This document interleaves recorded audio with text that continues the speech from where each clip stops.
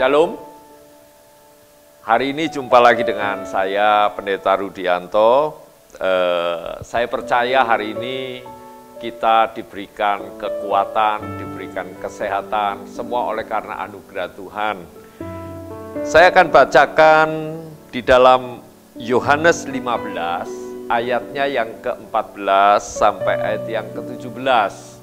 Tapi sebelumnya saya mau beritahukan bahwa beberapa waktu yang lalu ketika saya berjumpa dengan seorang rekan dan saya tanya, apa sih ciri khas atau identitas kita sebagai murid Kristus?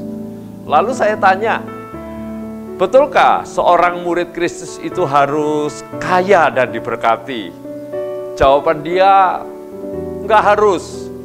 Dan bukan, jawaban dia demikian. Apakah identitas orang Kristen itu harus sukses dan punya kedudukan? Dan dia juga jawab, nggak harus dan bukan, katanya. Dan apakah orang Kristen itu harus umur panjang? Enggak juga.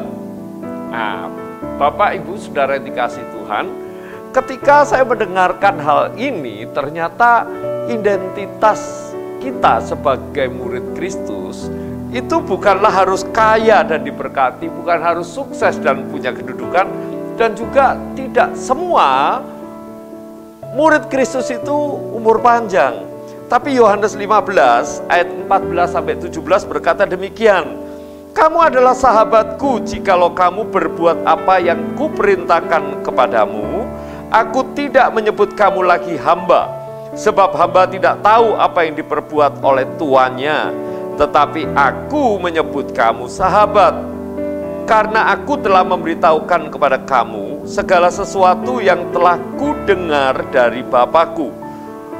Bukan kamu yang memilih aku, tetapi akulah yang memilih kamu, dan aku telah menetapkan kamu supaya kamu pergi dan menghasilkan buah, dan buahmu itu tetap, dan supaya apa yang kamu minta kepada Bapa dalam namaku diberikannya kepadamu." Ayat yang ke-17, "Inilah perintahku kepadamu, kasihilah seorang akan yang lain." Dan setelah itu saya bertanya lagi kepada sahabat saya ini, teman saya, jadi apa dong ciri khas atau ciri-ciri orang Kristen atau murid Kristus? Ya, harus berlimpah yang namanya kasih. Dan tepat itu Bapak Ibu Saudara. Jadi kasih itu adalah identitas setiap kita. Saya yakin dan percaya kasih itu melekat. Kasih itu tidak bisa hilang sifatnya dari dalam hidup setiap kita. Bagaimana sih kasih? Lukas 6 ayat 27, ayat 28 berkata demikian, "Tetapi kepada kamu yang mendengarkan aku," kata Tuhan Yesus, "aku berkata, kasihilah musuhmu, berbuatlah baik kepada orang yang membenci kamu, mintalah berkat bagi orang yang mengutuk kamu, berdoalah bagi orang yang mencaci kamu." Waduh, ini rasanya ekstrim sekali kalau kita bisa sanggup untuk melakukan ini. Kenapa ekstrim? Kalau kita ini dikasihi oleh seseorang, maka sangat mudah kita ini untuk mengasihi dia. Yang namanya balas kasih. Tetapi seringkali kalau orang itu marah sama kita, yang terjadi bukan balas kasih, tetapi balas dendam. Dan balas dendam ini sebenarnya tidak ada dalam konsep murid Kristus. Oleh sebab itu, kalau firman Tuhan Lukas 6 ayat 27-28 ini nggak ada kalimat yang salah di dalam Alkitab. Saya percaya inilah yang menjadi identitas kita.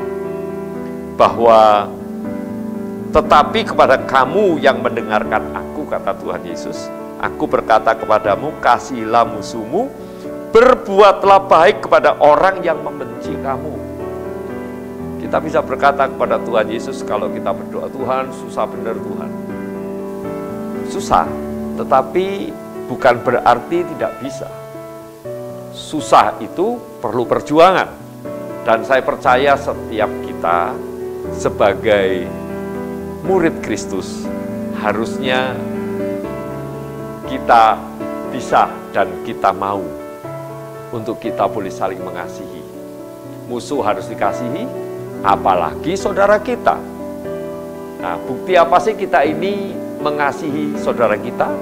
Ya, salah satu buktinya adalah bukan kita traktir dia, tetapi setidak-tidaknya apa yang menjadi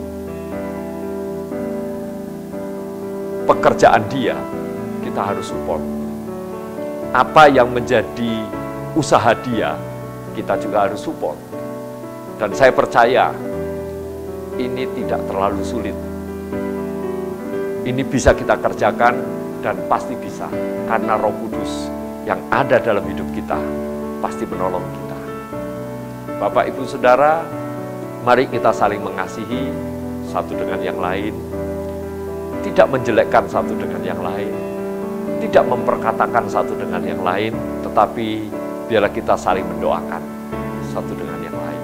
Dan saya percaya kalau kasih itu melekat dari dalam hidup kita, maka dunia akan melihat bahwa Kristus ada dalam hidup kita. Mari kita tundukkan kepala dan kita berdoa. Bapa, ampuni setiap kami jikalau kami seringkali lalai, seringkali mengabaikan perintah Tuhan yang satu ini, yaitu kami saling mengasihi.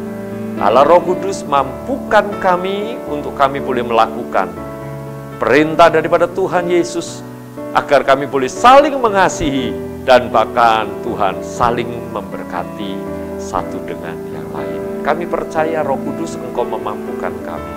Tuhan berkati tugas tanggung jawab kami sebagai orang Kristen, sebagai murid Kristus, di dalam pekerjaan, di dalam pelayanan, di dalam rumah tangga kami.